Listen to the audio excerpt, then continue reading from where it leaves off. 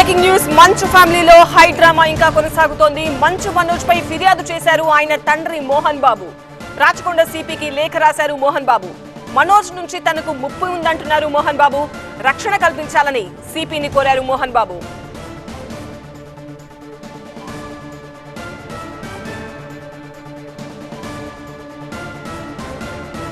మంచు ఫ్యామిలీలో high drama కొనసాగుతుంది. తాజాగా ఒక అప్డేట్ చూస్తున్నాం మనం బ్రేకింగ్ న్యూస్ లో. మంచు మనోజ్ తన కొడుకుపై తండ్రి మోహన్ బాబు ఫిర్యాదు చేశారు. రాచకొండ సిపికి ఈ మేరకు లేఖ రాశారు మోహన్ బాబు. తన కొడుకు మనోజ్ నుంచి తనకు ముప్పు ఉంది అంటున్నారు హీరో మోహన్ బాబు. రక్షణ కల్పించాలని సిపిని కోరారు ఆయన.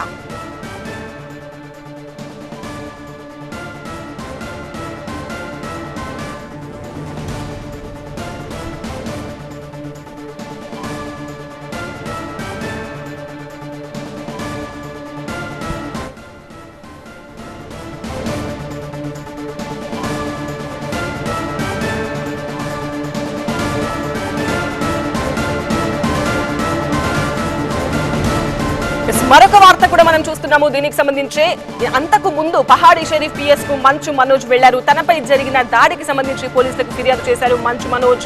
గుర్తు తెలియని వ్యక్తులు కొంతమంది తనపై దాడి చేశారని ఆ కంప్లైంట్ ఇచ్చారు. తనకు ప్రాణహాని ఉందని మనోజ్ ఫిర్యాదు చేశారు. త్వరలో మనోజ్ స్టేట్మెంట్ రికార్డ్ చేస్తామంటున్నారు పోలీసులు. రెండు ఘటనలు మనం చూడొచ్చు.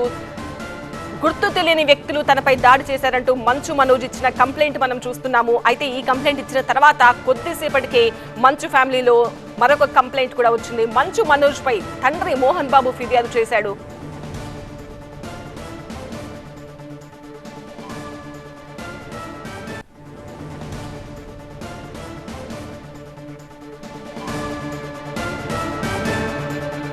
మంచు ఫ్యామిలీలో హై డ్రామా అయితే కొనసాగుతోంది. గత కొన్ని రోజులుగా ఒకరిపై ఒకరు ఫిర్యాదులు చేసుకుంటున్నారు. ఎగ్జాక్ట్ గా లోపల కుటుంబంలో ఏం జరుగుతుంది అనేది ఎవరు బయటికి చెప్పకపోయినా కూడా ఆ కుటుంబంలో కలహాలు ఉన్నాయని మాత్రం ఇప్పుడు రచ్చకెక్కాయి.